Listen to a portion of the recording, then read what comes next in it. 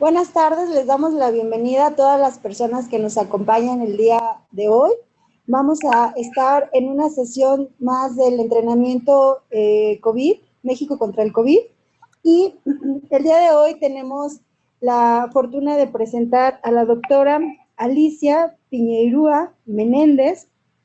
Ella es médica internista con su especialidad en infectología, tiene una maestría en salud pública y actualmente es directora de atención integral del Centro Nacional para la Prevención y el Control del VIH y el SIDA. Doctora Alicia Piñeirúa, le damos la palabra para que usted pueda comenzar, por favor, con su presentación. Hola, muchísimas gracias. Buenas tardes a todas y todos. Sí, voy a empezar compartiendo mi pantalla. Si me pueden habilitar la función, porque ahorita creo que la tengo inhabilitada. Listo, doctora. Ahora sí, gracias. Bueno, entonces esta presentación pretende ser un resumen de las recomendaciones y la evidencia que hay sobre la coinfección o la coexistencia de el virus del SARS-CoV-2 causante de la enfermedad COVID-19 y la epidemia por la infección por VIH, así como algunas de las recomendaciones que como centro regulador de las acciones en cuanto a VIH-Sida en nuestro país hemos emitido desde el CENSIDA, y mostrarles algunos de los datos con los que contamos a nivel nacional sobre esta situación. ¿Ya les es posible ver mi pantalla? Sí, ya la podemos ver. Gracias.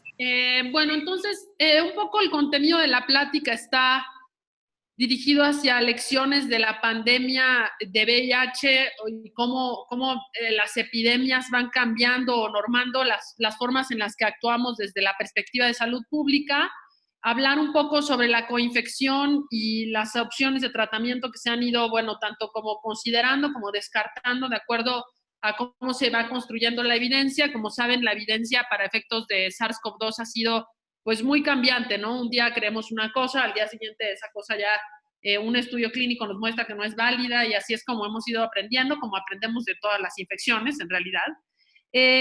Y bueno, un poco el efecto y la respuesta global y local a la sindemia, y mostrándoles también algunos de los datos que tenemos ya en Secretaría de Salud con respecto a esto.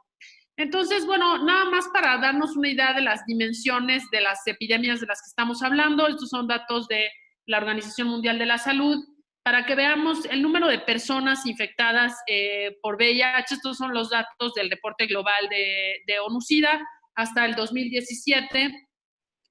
Casi 76 millones de personas infectadas, con 30 y casi 33 millones de personas fallecidas a causa de la infección por VIH, contra, bueno, pues el número de personas infectadas en el tiempo en el que hemos tenido el SARS-CoV-2, que como saben, pues es muy limitado, es menos de un año. 25 millones de personas infectadas con casi 1 millón de muertes. Estos son datos acumulados, los de VIH, entonces vean cómo en definitiva, la epidemia de SARS-CoV-2, y de forma muy rápida, como bueno, ya sabemos, ¿no? Entonces, hablar un poco de, en qué se parecen o cuáles son los parecidos desde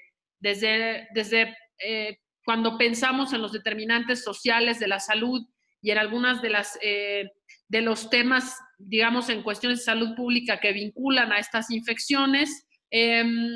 Las poblaciones vulnerables para efectos del VIH representan el 62% de las nuevas infecciones. En el caso de la infección por SARS-CoV-2, bueno, pues sí es una infección que ha afectado sin duda a la población general, pero sí hay poblaciones de más riesgo claramente identificadas. Bueno, cambios en comportamiento que reducen la transmisión, sin dudas. En el caso de la infección por VIH, pues las medidas de prevención de transmisión sexual y de uso de drogas intravenosas. Y en el caso de la infección por SARS-CoV-2, el distanciamiento social, el lavado de manos, ¿no? Las situaciones como condiciones sociales que pueden afectar el comportamiento definitivamente el nivel socioeconómico, el estigma, la discriminación para el caso de VIH, el acceso a agua, el hacinamiento y la necesidad de continuar trabajando en el caso de la epidemia por COVID-19. Acceso a servicios y tratamiento, bueno, sabemos que está limitado para VIH en algunas regiones del mundo, y también en el caso del SARS-CoV-2, testeo y tratamiento limitado en algunas regiones, y más bien tratamientos, pues hasta este momento, sin mucha efectividad, ¿no? La infección por VIH, pues es letal sin tratamiento, lo sabemos. La infección por COVID-19, a pesar de que tiene una letalidad que en general no es tan alta, pues aumenta con los factores de riesgo y depende, pues finalmente, de la progresión también o del momento en el que se inician las medidas, digamos, descritas hasta este momento como útiles, ¿no? Entonces, como sabemos, digo, llevamos muchísimo tiempo en esta lucha por encontrar una vacuna para VIH. De hecho, nuestro país está a punto de ser sede de uno de los estudios grandes del HIV Vaccine Clinical Trial, con 3 sedes en el país, una en Yucatán, una en Jalisco y una en la Ciudad de México. Y bueno, vemos que en realidad pues hay necesidad de varias vacunas, ¿no? Los intentos por vacuna de SARS, las distintas vacunas de influenza, intentos por tener una vacuna para Zika también, que como sabemos es una enfermedad infecciosa que en las Américas empezó a tomar relevancia de manera muy importante en los últimos casi 5 años, y pues ahora COVID-19, ¿no? La intención o la necesidad de tener una vacuna de coronavirus que nos permita, pues, de nuevo poder acercarnos un poco a lo que antes conocíamos como normalidad. Y bueno, en todas estas situaciones, las comunidades deben de ser partícipes en la transición, estar informadas y tener voz, adaptarnos a estos cambios, a estas medidas iniciales y a estas nuevas normalidades. Temas relacionados con percepción de riesgo, adherencia a medidas y estigma y discriminación que incluso ahora vemos en el caso de la infección por SARS-CoV-2, ¿no? Ya vemos que, bueno, pues hay ciertas cierta discriminación o cierto estigma o señalamiento a personas que viven o sea, que se infectan con SARS-CoV-2, lo mismo que nos pasa con la infección por VIH, ¿no? Ya hay un juicio o una discriminación relacionada con ciertas acciones que condicionaron de alguna forma o que las personas perciben o la construcción social percibe como que esas personas, bueno, se expusieron y se infectaron, ¿no? En cuanto al tema, digamos, ya más propiamente de la coexistencia de estas dos infecciones, pues las preguntas han sido si realmente las personas que viven con VIH tienen peores desenlaces por COVID-19 que la población o las personas que no viven con VIH, y qué efecto tiene el tratamiento antirretroviral en las personas que tienen VIH y la COVID-19. Y ahorita voy a mostrarles un poco, bueno, por qué empezaron a surgir estas preguntas y un poco los antecedentes que tenemos de la pandemia de SARS del 2013. Algo muy importante es que, bueno, finalmente las personas que viven con VIH siempre se han considerado como personas de riesgo por inmunosupresión, como lo sabemos, particularmente las personas que tienen enfermedad avanzada. En nuestro país, un 30% de las personas que viven con VIH que diagnosticamos se diagnostican con enfermedad avanzada, lo que quiere decir que esas personas se diagnostican con conteos de linfocitos TCD4 por abajo de 200 células por mililitro de sangre, lo que pone a esas personas sin duda en riesgo importante de poder tener otras enfermedades infecciosas. Y bueno, el hecho de que los tratamientos antirretrovirales pudieran ser útiles para tratar el SARS-CoV-2, bueno, como saben, obviamente el VIH también es un virus. Los tratamientos antirretrovirales se intentaron utilizar, como les mencionaba, sobre todo por los antecedentes de que en el caso del SARS de 2013 se había visto algo de efectividad de algunos antirretrovirales, y se empezaron a hacer algunos estudios para ver qué tan útiles podrían ser, especialmente los inhibidores de la proteasa, en el tratamiento de las personas con infección por SARS-CoV-2 o con COVID-19. Entonces, estos datos, como les mencionaba, son datos de la epidemia de SARS del 2003.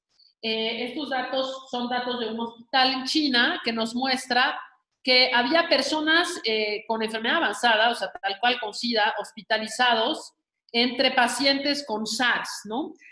Un poco para ver, bueno, cuál era la posibilidad de que estas personas, estando en el hospital, pudieran infectarse de SARS por el simple hecho o por la razón de que, bueno, pues vivían con VIH y estaban hospitalizadas en el mismo lugar. estas personas no hubo infecciones entre las personas con VIH de SARS, a pesar de que 13 de esas 19 personas tenían conteos de CD4 por debajo de 100, es decir, tenían inmunosupresión avanzada, pero todo el tiempo tuvieron ventanas abiertas y todos los pacientes usaron cubrebocas. Entonces vemos también la relevancia del uso de las medidas de prevención y cómo esas medidas de prevención universales aplican y son efectivas para todas las personas independientemente de su estado de inmunosupresión. Y bueno, justo estas intenciones de usar medicamentos antirretrovirales para el tratamiento de las personas con infección por SARS-CoV-2 también se remonta a la epidemia de SARS del 2003, en donde se hizo un estudio usando lopirrito, que es lopinavir-ritonavir, que es un inhibidor de la proteasa reforzado, más ribavirina, para evaluar su utilidad en personas tanto en desenlace de SIRA como en desenlace de muerte entre personas con la infección con SARS, y se encontró que el desenlace clínico adverso en el grupo tratado contra el control histórico fue considerablemente diferente. Esta diferencia fue estadísticamente significativa y fue por esta razón que se pensó que este mismo efecto tal vez podía observarse en el caso de la infección por SARS-CoV-2 o de COVID-19. De nuevo, este estudio también realizado en 2003, una cohorte retrospectiva de 4 hospitales en Hong Kong, con 75 pacientes con SARS, tratados con tratamiento estándar contra lopinavir-ritonavir, identificó que el lopinavir-ritonavir había disminuido el tiempo en tratamiento y la mortalidad cuando se comparó contra una cohorte, digamos, pareada. Entonces, el uso del lopinavir-ritonavir con ribavirina se asoció a menores tasas de intubación, mortalidad y dosis de metilprednisolona en el caso de SARS. Y por esa razón, pues es que se intentó, digamos, rescatar este uso en el caso de SARS-CoV-2. Bueno, en cuanto, esto es un poco uno de los, de la información difundida por el Centro de Control de Enfermedades en los Estados Unidos. En cuanto ya a COVID-19 o a SARS-CoV-2, sí se ha considerado, por supuesto, que las personas que viven con VIH, pues sobre todo mientras más bajo conteo de CD4 tengan o no estén en su presión virológica,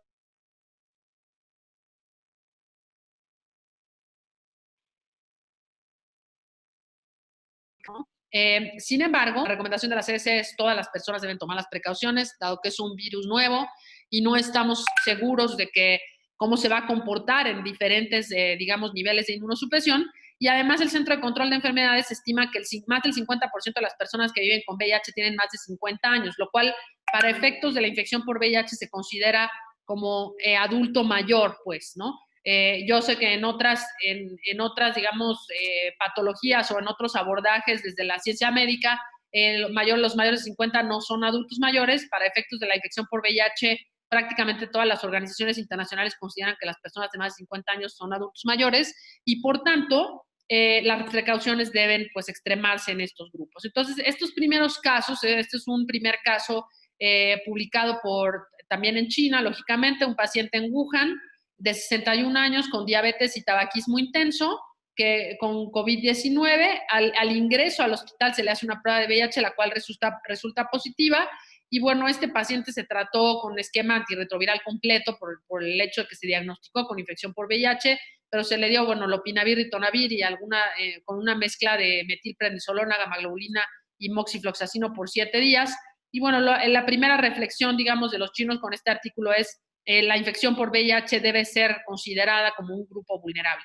Poco tiempo después vinieron estas publicaciones tanto de los italianos como de los italianos y españoles, perdón, mostrando los desenlaces de personas viviendo con VIH y COVID-19 en sus series de casos, en algunos de ellos promoviendo el cambio de tratamiento antirretroviral a esquemas con inhibidores de la proteasa bajo esta creencia de que la eficacia iba a ser igual, como les mencionaba, a lo visto anteriormente en el caso de la infección por SARS-CoV-2, ¿no? Entonces, se hicieron estos cambios, ya sea a darunavir con cobicistat, que también es un inhibidor de la proteasa, o a lopinavir con ritonavir, otro inhibidor de la proteasa. Sin embargo, el desenlace de esto es que darunavir, cobicistat, y ahorita les voy a mostrar los datos de lopinavir, ritonavir, no fue efectivo ni siquiera in vitro en el caso de personas del virus SARS-CoV-2, ni en 30 pacientes tratados con COVID-19 en China. Un poco los mismos desenlaces se replicaron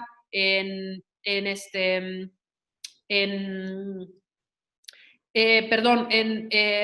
España, con estos datos que les presenté del doctor José Luis Blanco, que es uno de los investigadores de VIH más importantes en Barcelona.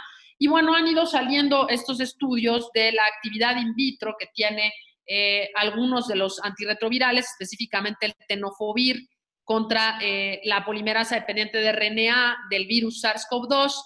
Ahora les voy a mostrar algunos datos clínicos que sí parecen relevantes en este sentido. Y bueno, el lopinavir en estudios in vitro sí mostró algo de efecto antiviral contra SARS-CoV-2 en células Vero E6 infectadas con el virus, ¿no? Sin embargo, ahorita les voy a mostrar los resultados de los estudios clínicos usando lopinavir y ritonavir. Este es el estudio publicado en el New England Journal of Medicine, en el que se aleatorizó, es un estudio aleatorizado, controlado, abierto, unicéntrico, un estudio chino, en pacientes hospitalizados con COVID-19, en el que se usó lopinavir y ritonavir 2 veces al día contra tratamiento estándar, el lopinavir y ritonavir más el tratamiento estándar contra el tratamiento estándar sin el lopinavir y ritonavir, con una mediana de inicio de síntomas a la aleatorización de 13 días.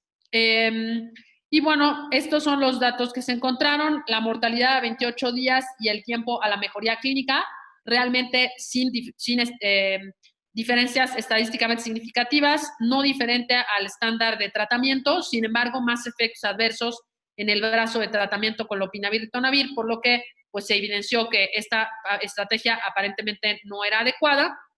Y posteriormente, estos estudios también publicados en el Lancet este año, utilizando combinaciones de interferón con lopinavir, ritonavir y ribavirina en el tratamiento de pacientes admitidos al hospital con COVID-19.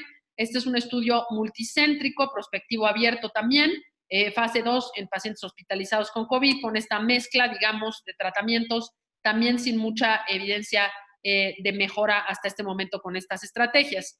Estos son datos del Instituto Nacional de Ciencias Médicas y Nutrición, todavía falta actualizarlos, pero nada más para mostrarles los datos de su corte de infección por VIH, que se parecen un poco a lo que les voy a mostrar al final, que hemos encontrado en la Secretaría.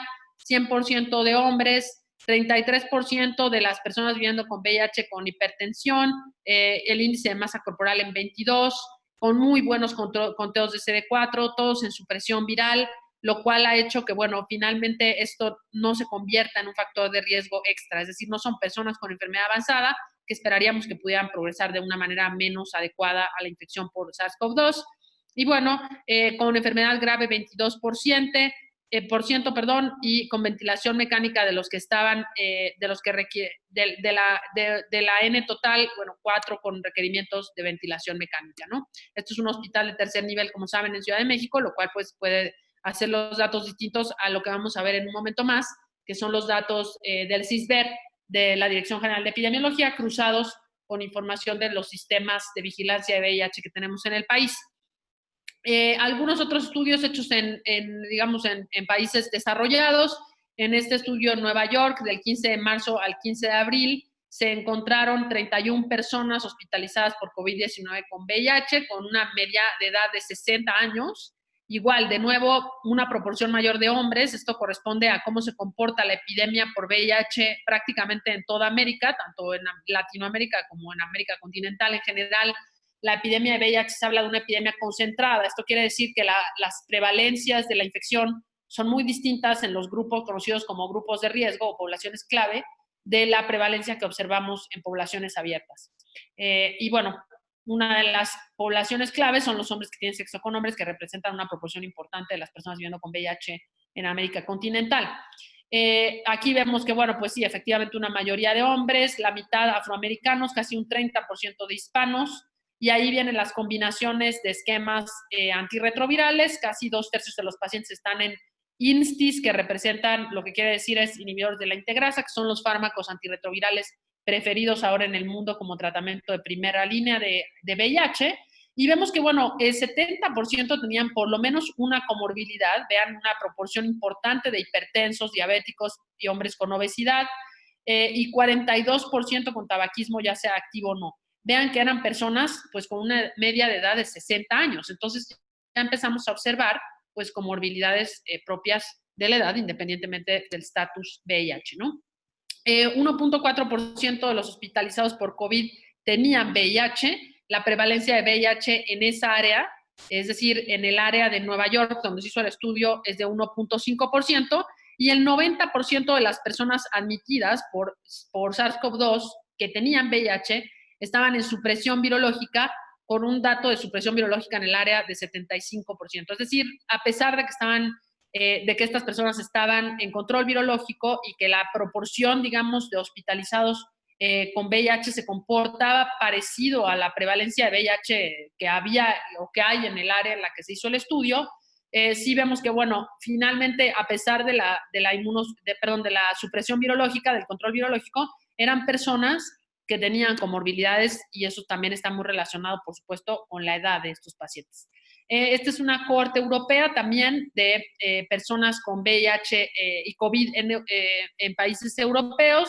Este es un estudio español con datos del 25 de febrero al 19 de abril, y vemos de nuevo una proporción muy bajita de pacientes hospitalizados con COVID y VIH. 4 de los 13 murieron, que sí es una mortalidad del 30%, pero bueno, 0.6% de los hospitalizados por COVID-19 tenían VIH, lo cual es una proporción bastante bajita si vemos el resto de las comorbilidades que se muestran en la tabla. Y estos datos sobre, bueno, la severidad de la infección, la incidencia y la severidad de la infección por COVID-19, dependiendo de qué esquema antirretroviral o si estaban en tratamiento antirretroviral o no las personas viviendo con VIH. Este también es un estudio hecho en Europa, en España. Es un estudio de 60 clínicas para VIH, con datos, digamos, de febrero, marzo y abril, con casi, bueno, unas 77,000 personas en tratamiento antirretroviral viviendo con VIH, y lo que se evaluó aquí fueron riesgos estimados por 10,000 personas con diagnóstico de COVID-19, hospitalizaciones, ingresos a UTI y muertes, y el riesgo de diagnóstico y de ingreso según el inhibidor nucleósido, según el tratamiento antirretroviral, se estimó a través de modelos de Poisson. Entonces, ven de nuevo aquí estos datos de este concentrado de clínicas en España. De nuevo, una proporción mayor de hombres, lo cual les comento es esperable para muchas de las epidemias de VIH en el mundo occidental. Aquí vienen los distintos grupos de edad, y después los esquemas de inhibidores nucleósidos de la transcriptasa inversa como parte del tratamiento antirretroviral de estas personas viviendo con VIH. Y bueno, el tercer fármaco que compone lo que conocíamos antes como HAART, o como tratamiento antirretroviral altamente activo. Entonces, vamos a ver aquí algo muy interesante. Vamos a ver que dentro de las personas que tenían diagnóstico de COVID, sí encontramos personas de mayor edad con mortalidades más altas entre hombres entre 70 y 79 años, pero cuando identificamos los esquemas, en cuanto al esquema antirretroviral, vemos que comparado con la población general, encontramos una disminución importante con respecto al esquema antirretroviral que estaban usando estas personas. Esto es especialmente importante para las personas que estaban utilizando la combinación de lo que comercialmente se conoce como Truvada, que es la combinación de dos inhibidores nucleósidos de transcriptasa inversa, tenofovir y emtricitabina en tableta única. Los pacientes que estaban en ese esquema antirretroviral parecían tener un riesgo menor de tener el diagnóstico y hospitalización por SARS-CoV-2 comparado con personas que viven con VIH en otros tratamientos, y el riesgo de diagnóstico de COVID-19 en personas con VIH no fue mayor al de la población general, ¿no? Ahora, esto es muy importante, no se analizaron comorbilidades en los distintos grupos que pudieran estar involucradas o alterando los resultados que estamos viendo en estos estudios. Este otro estudio es un metaanálisis de 25 estudios con 252 pacientes. Es una revisión sistemática de personas con COVID-19 que también tenían VIH. Y lo que vemos aquí, bueno, de nuevo, una mayoría de hombres, una media de edad de casi de 53 años, la gran mayoría de ellos en tratamiento antirretroviral, un 13% con conteos de CD4 que definen SIDA o enfermedad avanzada, pero bueno, con por lo menos una comorbilidad, volvemos al punto, pues casi el 60% de la cohorte, casi 40% con diabetes, 20% con obesidad, 18% con EPOC, 22% con tabaquismo y 17% con diabetes, ¿no? Entonces, de nuevo, volviendo al punto de que pues la comorbilidad se comporta parecida a la de personas que no viven con VIH o personas VIH negativas de edades similares, ¿no? Ahora, aquí hacen esta pregunta de si tienen peores desenlaces, una proporción de hospitalización de 64%, 17% en UTIs y 14% de muertes. Sin embargo, bueno, aquí hay muchas limitaciones del estudio. Estamos hablando solo de pacientes sintomáticos con enfermedad confirmada, la mayoría tomadas de registros hospitalarios, lo que nos va a alterar mucho los datos de gravedad. Cuando hablamos de gravedad y hablamos solo de una cohorte de personas que estuvieron en contacto con el medio hospitalario, pues nos estamos brincando a todas las personas que tuvieron infección asintomática o formas leves de la enfermedad y que ni siquiera alcanzamos a cachar, ¿no? Aunque son 200 y tantos pacientes, son estudios con Ns pequeñas, como ven es una revisión sistemática de 20 y tantos estudios con solo 250 casos. Y bueno, también está esta situación de que las personas viviendo con VIH podrían no revelar su estatus con la intención de no sufrir estigma, discriminación y ser admitidos para tratamiento hospitalario para SARS-CoV-2, lo que puede modificar los resultados de algunos de los estudios que estamos viendo. Y bueno, este estudio también sobre características y desenlaces de personas con COVID y VIH. Este es un estudio en el que se trataron de evaluar los desenlaces clínicos de personas con COVID-19, VIH contra no VIH. Aquí son 50,167 pacientes con COVID-19, pero vean que la proporción de los que tienen VIH pues es realmente bajita. Y vemos, bueno, características demográficas, género, índice de masa corporal, etcétera, y comorbilidades. Y cuando vemos que los resultados, cuando se analizan a través de la cohorte pareada, es decir, estas personas pareadas con personas similares, observamos que la mortalidad a 30 días y la hospitalización, en cuanto a mortalidad no observamos una diferencia estadísticamente significativa, en cuanto a hospitalización sí observamos un riesgo ligeramente más alto para las personas que viven con VIH, comparada con las personas que no vivían con VIH, sin diferencias en la mortalidad, ¿no? Y con muchas comorbilidades en el grupo de personas con VIH, lo cual pues sabemos, son personas que muchas de ellas han ido envejeciendo con tratamientos antirretrovirales de larga evolución y finalmente pues eso tiene sus repercusiones también en la presencia de ciertas comorbilidades, además lo propiamente asociado pues, al envejecimiento normal de estas personas que ahora tienen pues pronósticos o esperanzas de vida muy parecidas a las de la población abierta o a las de las personas VIH negativas. También un estudio chino con 6,000 personas, 6,001 personas viviendo con VIH habitantes de Wuhan. De ahí 35 tuvieron COVID-19, 22 confirmadas, 11 por cuadro clínico y 2 asintomáticas, con una edad media de 40 años, 42% de casos graves y 5.7% de mortalidad. Aquí la incidencia de COVID-19 en personas viviendo con VIH se reportó de 0.58% contra 0.45% entre las personas que no vivían con VIH. Sí se encuentra una diferencia, por supuesto, relacionada con la edad de las personas, como mencionábamos, y un riesgo mayor en las personas que viven con VIH que habían descontinuado tratamiento antirretroviral. Esto va a ser muy importante con lo que vamos a ir platicando más adelante, pero una cosa súper importante es que todas estas repercusiones afuera de la infección por SARS-CoV-2 que estamos viendo en los sistemas de salud, es decir, todos estos desenlaces indirectos, afección a los servicios de salud, limitación de aforos, poco personal, reconversión de hospitales, por supuesto que pueden impactar y van a impactar en el desenlace de muchas otras patologías diferentes a SARS-CoV-2, más por el tema de la atención médica, de cómo se ha ido transformando, cómo se ha afectado la atención médica en tiempos de la pandemia. Entonces, justo las personas mayores de 50 años que habían descontinuado tratamiento antirretroviral o suspendido tratamiento antirretroviral tenían un riesgo de incidencia de 5.88 comparado con los grupos, o sea, con la comparación de grupos que se hace arriba, con un IRR que alcanza casi 17 y una P completamente estadísticamente significativa, ¿no? Es decir, las personas mayores de 50 años que descontinuaron su tratamiento antirretroviral, sin duda tuvieron una incidencia más alta de COVID comparado con los demás grupos de personas que viven con VIH, ¿no? Entonces, hasta este momento, la evidencia actual no sugiere peores desenlaces para las personas que viven con VIH. Hay un probable aumento en la mortalidad y en la hospitalización por la multicomorbilidad de las personas con VIH, que como ven no se mantiene en todos los estudios, en algunos de los estudios a la hora de parear esa diferencia en la mortalidad no se observa. Y es importante promover y garantizar el acceso a información actualizada y veraz sobre este tema.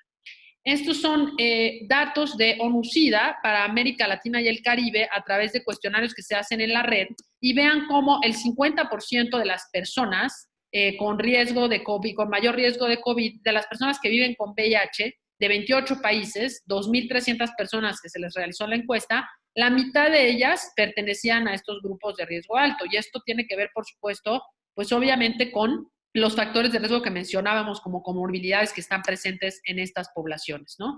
Entonces, justo las personas que viven con VIH sin tratamiento o que descontinuaron tratamiento parecen presentar una mayor incidencia y sí peores desenlaces por COVID-19. Hasta este momento parecería que las personas viviendo con VIH en tratamiento con tenofovir, con la combinación de tenofovir emtricitabina, parecen tener un riesgo menor de infección y de hospitalización. Sin embargo, no está recomendado usar este medicamento como una profilaxis para población abierta, ni cambiar a los pacientes de esquema antirretroviral para que reciban este tratamiento, ¿no? Ahora, justo pues otras medidas que se han estado promoviendo y que son importantes para las personas que viven con VIH, pues muchas de las que se promueven en la población general, seguir dietas saludables, hacer ejercicio de manera regular, distanciamiento social, lavarse las manos y asegurar por lo menos, un mes, dice aquí, por lo menos de tratamiento antirretroviral, 3 si es posible. Es decir, la adherencia al tratamiento antirretroviral y evitar las suspensiones de tratamiento antirretroviral en este momento va a ser súper importante. Entonces, bueno, esperamos, estos son datos de cómo se han ido comportando el número de infecciones nuevas y el número de casos de muerte relacionadas a SIDA en el mundo hasta el año 2019. Y bueno, finalmente lo que preocupa es que tengamos una regresión de cosas que habíamos alcanzado en cuanto a la epidemia de VIH durante la pandemia por COVID-19, ¿no? En Sudáfrica vemos algunos datos, 13% de personas sin acceso a tratamiento antirretroviral durante la cuarentena. En Kenia y en Nigeria, 14% de las personas sin poder recoger su tratamiento antirretroviral. En Rusia, 100 centros de prevención de VIH-Sida reconvertidos para la atención de COVID-19. Y ahora les voy a mostrar algunos datos en nuestro país, pero bueno, para que nos demos cuenta del contexto global. Por supuesto que los efectos tanto económicos, sociales y de salud mental que están ocurriendo en la población general van a comprometer el acceso y la adherencia al tratamiento antirretroviral. 4 de cada 10 personas entrevistadas en estas encuestas de ONU-SIDA manifestaron que tenían que salir de sus casas para obtener ingresos para vivir a pesar de estar en cuarentena. 4 de cada 10 personas requieren ayuda nutricional y o ayuda o transferencias en efectivo, y 56% de las personas manifestaron que podrían sufrir de violencia física, psicológica o verbal, cualquier forma de violencia, debido a vivir con VIH en medio de la pandemia por COVID-19. Y sabemos que la precariedad económica puede detonar situaciones de violencia, sobre todo a personas de ciertos grupos vulnerables, ¿no? A trabajadores sexuales, a poblaciones de bajo nivel socioeconómico, a personas que usan drogas o que se inyectan drogas, adultos mayores, mujeres, grupos que normalmente representan grupos vulnerables, ¿no? El distanciamiento social puede activar factores de riesgo relacionados con la salud mental y el abuso de sustancia, y la disminución de vías de transporte puede alterar el acceso a los servicios de VIH, ¿no? Entonces, pues justamente, como ven aquí algunas de las noticias, se cerraron sitios de encuentro donde muchas veces muchas de las organizaciones de la sociedad civil o las organizaciones de trabajo comunitario iban a hacer diagnóstico de VIH. Esto está afectando de manera muy importante el diagnóstico de VIH en muchos lugares del mundo. México no es la excepción y ahora les mostraré algunos de los datos. En esta encuesta de la Organización Mundial de la Salud, hecha de abril a junio del 2020 a 144 países, vamos a ver que 36 países han reportado disrupciones de los servicios antirretrovirales. Estos son 11.5 millones de personas viviendo con VIH, y entre 1 y 40% de las personas que viven con VIH han sido afectadas. 73 países reportaron riesgos de disrupción de servicios de VIH, lo que representa pues casi 20 millones de personas que viven con VIH en el mundo.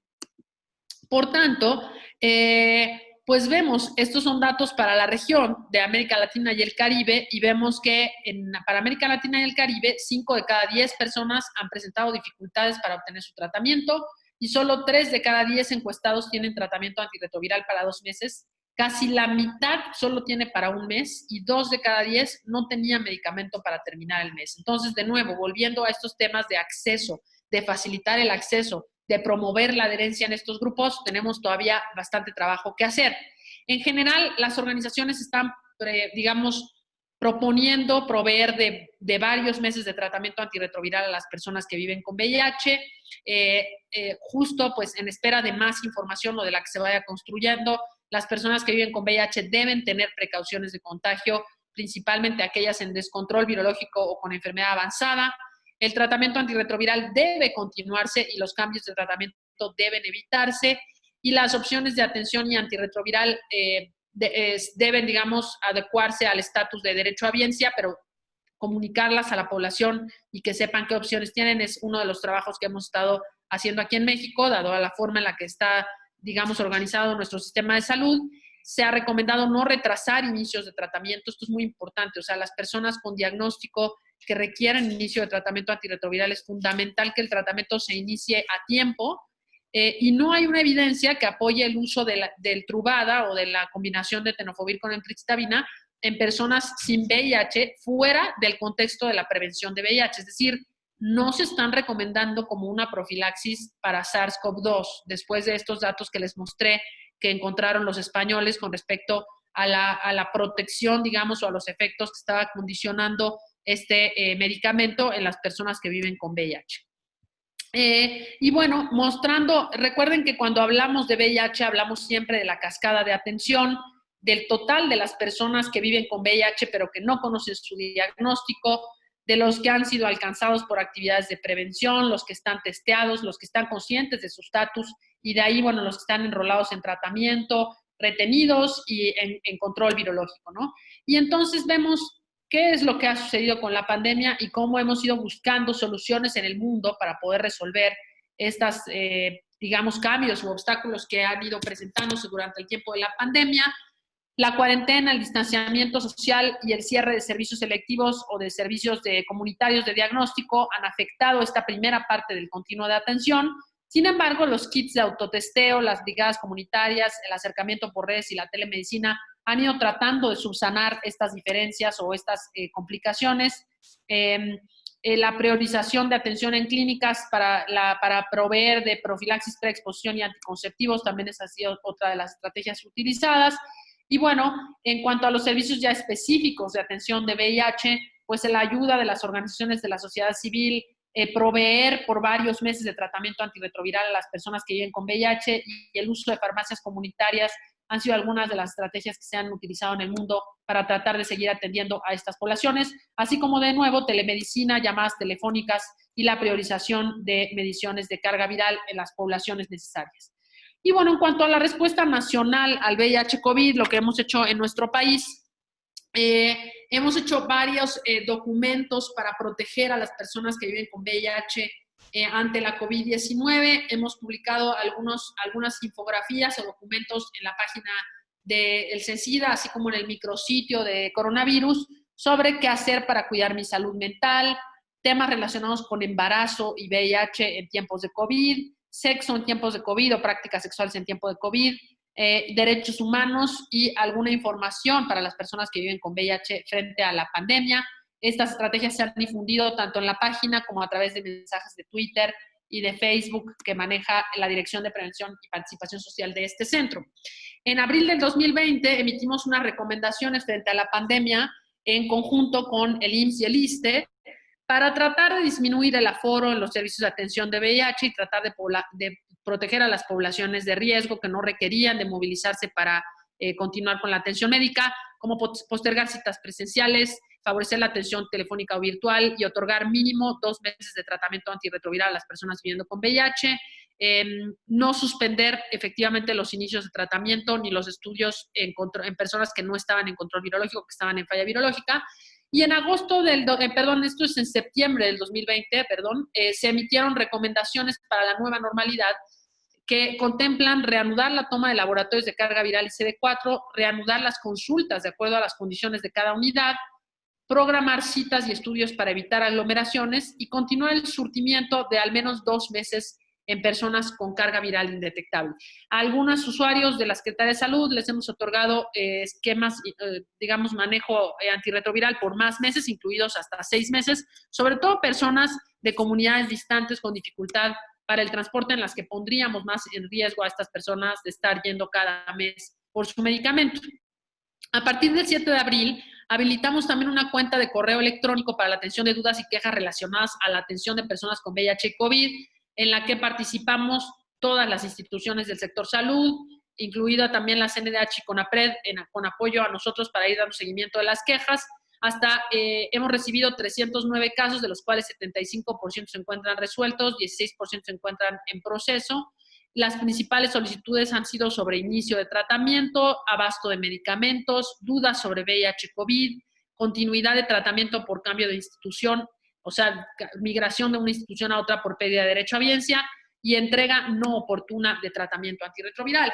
Hemos mantenido, por tanto, un diálogo permanente con organizaciones de la sociedad civil para atender barreras en la atención, acceso a insumos de prevención y seguimiento de casos, trabajando tanto con vocales de CONACYDA como a través de mecanismos intersectoriales en Ciudad de México, con el Consejo Ciudadano, mesas virtuales de diálogo con instituciones de salud y reuniones de trabajo con redes de organizaciones de la sociedad civil. Y un tema muy importante para efectos del trabajo que hacemos desde este Centro Nacional es justo hablar sobre prácticas sexuales para nuestras poblaciones de riesgo en tiempos de COVID. Muy importante que nosotros emitiéramos recomendaciones con respecto a prácticas sexuales en este tiempo, mismas que también se encuentran publicadas en nuestra página. Y por último, quisiera mostrarles un poco de los datos que tenemos con relación a las personas viviendo con VIH, con infección por COVID-19, de acuerdo a la base de datos del CISBER, de la Dirección General de Epidemiología. Tenemos 6,315 personas en CISBER que se han registrado como viviendo con VIH. De estas 6,315 personas, casi el 60% pertenecen a la Secretaría de Salud, pero solamente identificamos a un cuarto de ellas en el sistema de vigilancia de antirretrovirales, conocido como SALVAR, que es el sistema en el que se registra a todas las personas que actualmente están en tratamiento en la Secretaría de Salud. Actualmente ese sistema tiene más o menos unas 104,000 personas viviendo con VIH.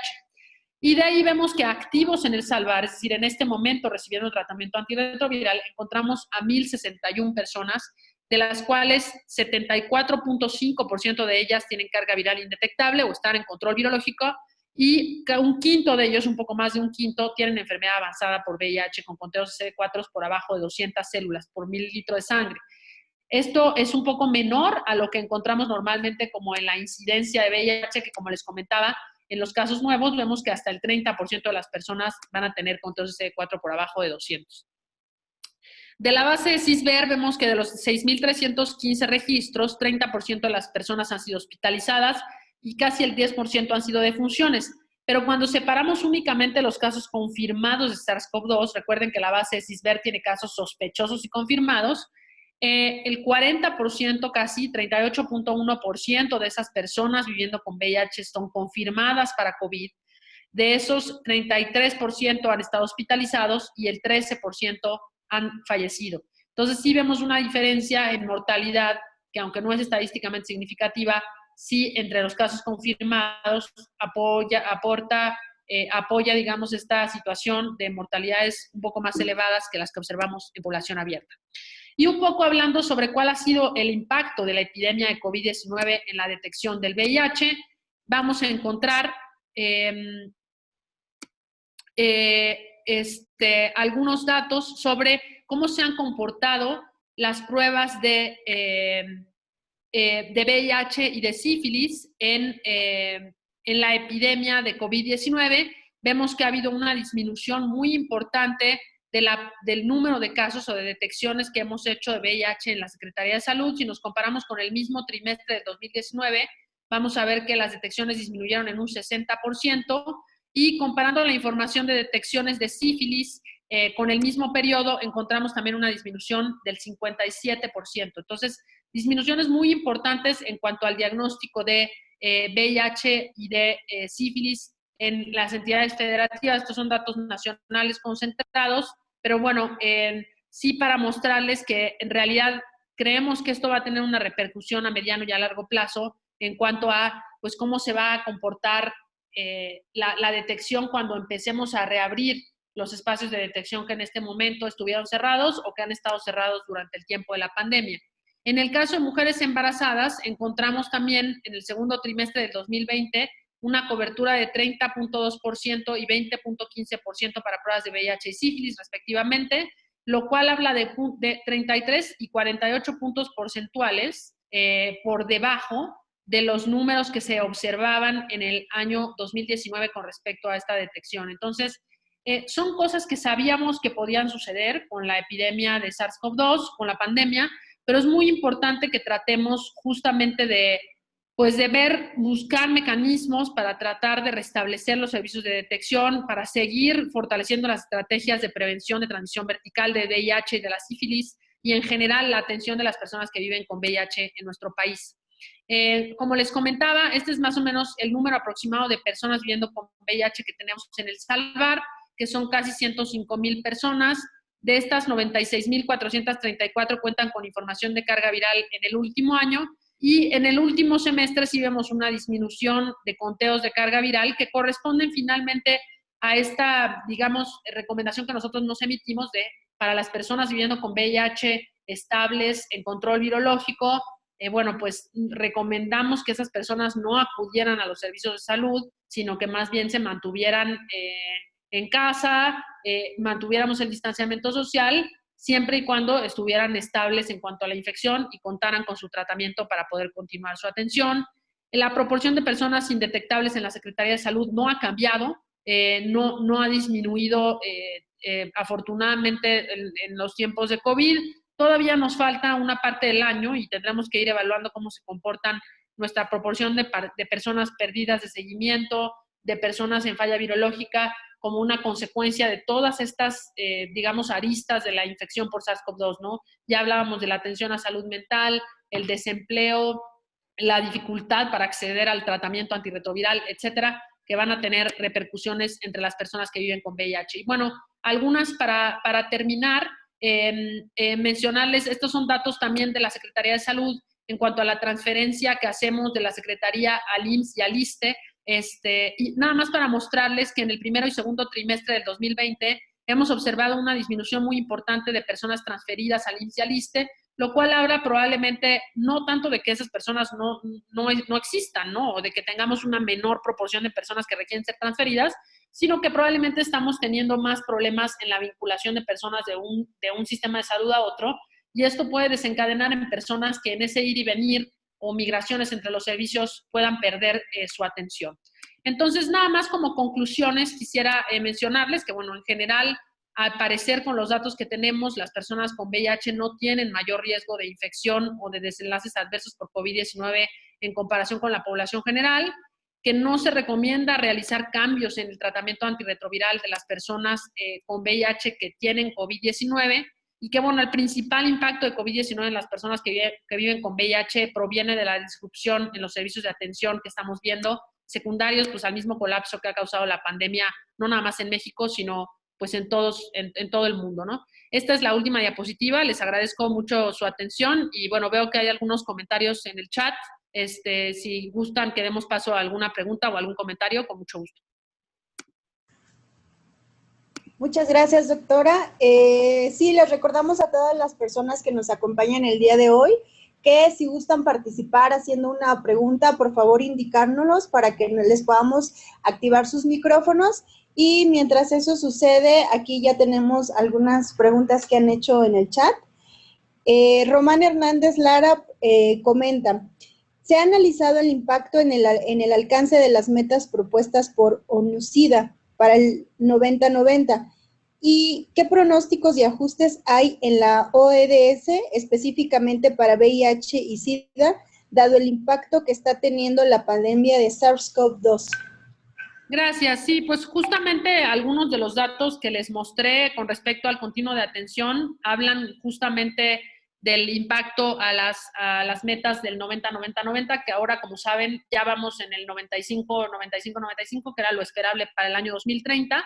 Y bueno, justamente, tratar de fortalecer tanto las cosas relacionadas con autodiagnóstico como los espacios en los que pueda volverse digamos, reactivar las acciones de diagnóstico y de prevención. Es una de las estrategias. Como tal, no se han modificado las metas, es decir, no se ha retractado de alcanzar la meta por la pandemia, pero sí se ha hablado también en la conferencia de AIDS 2020, que fue este verano. Se habló también sobre cuáles eran los impactos que iba a tener la pandemia de SARS-CoV-2 sobre el VIH. Publicamos nosotros en el Boletín de Atención Integral del CENSIDA un pequeño resumen de lo que se mencionó, que creo que puedes contestar un poco esta pregunta. Como tal, no se han retractado ni se han modificado las metas, pero más bien se ha hablado de intensificar esfuerzos y buscar maneras de regresar en esta nueva normalidad a mantener, o por lo menos, o sea, exacto, por lo menos mantener los mecanismos o las intervenciones tanto de prevención como de detección y atención de las personas que viven con VIH en todos los lugares del mundo. Veo un comentario aquí de que la plática parece una copia de una mañanera. Lo siento mucho. Las diapositivas, de verdad, todas fueron hechas con el propósito de la plática del día de hoy. Y bueno, no sé si hubiera algún otro comentario o alguna pregunta. Sí, doctora, hola, buenas tardes. Tenemos también otra pregunta, comentario. ¿Hay fármacos retrovirales que empeoran el cuadro de COVID-19? No, hasta este momento no hay evidencia de ningún tratamiento antirretroviral que haya empeorado la evolución de la infección por SARS-CoV-2. Más bien, como les mencionaba, el único que parecería tener como cierto beneficio es la combinación de tenofovir con emtricitabina. Sin embargo, que empeore los desenlaces, no ha habido ninguno que se asocie con un empeoramiento de desenlaces.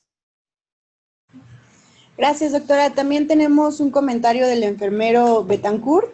Él comenta que es bueno tener información actualizada, pues tal parece que toda la información que se nos presenta día con día pues ya se está normalizando y que eso minimiza el problema de lo que estamos viviendo todos los días. Como puede ver, doctora, ahí también pues la felicitan por su excelente plática. Entonces, pues invitamos a nuestros participantes para saber si tienen más preguntas para nuestra ponente del día de hoy. Y doctora, mientras eso sucede, ¿podría comentarnos algo para cerrar la sesión? ¿Algo que quiera enfatizar? Muchas gracias, gracias por sus comentarios. Y sí, en efecto, creo que vale la pena seguir reforzando estos esfuerzos.